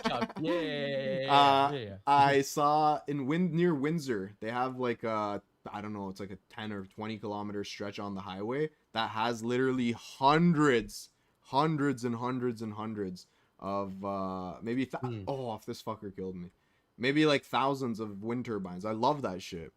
But yeah, like because it's not going to be enough to meet our current demand, then I don't know what. Oh fuck! Well, I'm a radical. I say F our current demand. Okay, fair enough. I say if we are a species that one of our best skills is adaptation, we better start honing that skill hella fast, because every generation after us, that's going to be the mantle that they receive. Like that's going to be the game. I guess you could. You know what you could do in Iran? They did this in the summer when the electricity demand is high. They do rolling blackouts. yeah, I heard about those. But the thing is, okay, let's say a politician comes and says, "Hey, listen, in order to curb climate change, we need to do rolling blackouts." Do you think that person has a possible chance, or are they going to be the most unpopular? I mean, I think the thing right now that's happening is what was it? No mo. I can't remember what it was. Like no mo something or whatever. And it was a campaign, No Mo Mondays or whatever, like where nobody was gonna mow their lawn on Mondays or like water their lawn or something. Like people do adapt to reduction just as long as it's a policy decision that everybody's on board with. Like it is totally doable. I mean, Iran got to rolling blackouts because they're trying to adapt to, just a difficult situation, not enough power to meet demand. Politician of all time. Yeah, the NIMBY this is the beauty of rhetoric. It depends on how it's sold. No, it doesn't. Please. Please. People are too privileged. I'm lying to you. I'm lying. He's right. Canadians love their soft couch privilege. Yeah, dude. In Iran, I remember we went to we were going to people's parties. We were going to people's houses to have a Mehmouni party, and then all of a sudden, electricity goes out. We got to put candles and shit. But I bet once it becomes normalized, people don't treat it like it's a big political scandal. It's only a political scandal at first because people are shocked. Yeah, it's gonna cost a couple political careers, I guess. You're right. Listen, if you run on that, I'll vote for you. Okay. All right. I can go sacrifice. If you want to be the martyr that runs on that, then yeah, for sure. Yeah, people have been telling me to go into politics for years, but from what I understand, it's a mug's game. It's like not exactly healthy or sane or Yeah. Legit. I don't know. Yeah. Anyways, listen, good chat, all right? That was a good chat. That was good chat, man. You did great. That was awesome. Have a good one. Later. Cheers. Bye. That's the clip. So yeah, that was really interesting discussion. I think next time I gotta actually have specific prescriptions. Like, okay, well, how's this for a solution, and what's the radical versus the normie version of that solution, or whatever, of that adaptation. But okay, cool. So that was super based. Heem is a Giga Chad. I'm not terribly sure how much energy I have to watch the Dylan Burns documentary.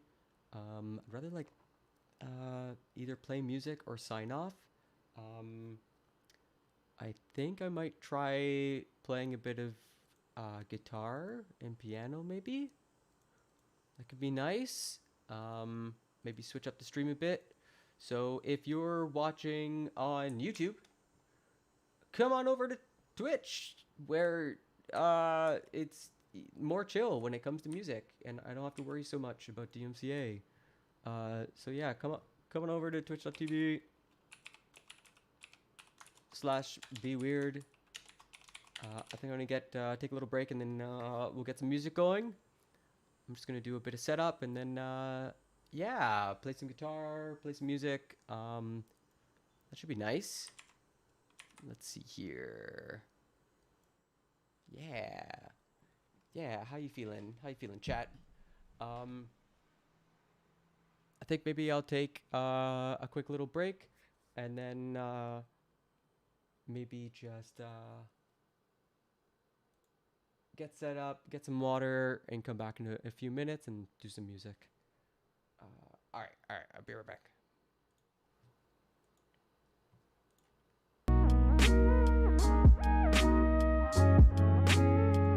I will agree with right-wingers on policy. Yeah, okay, that makes sense. Yeah, that's fair. All right, be right back.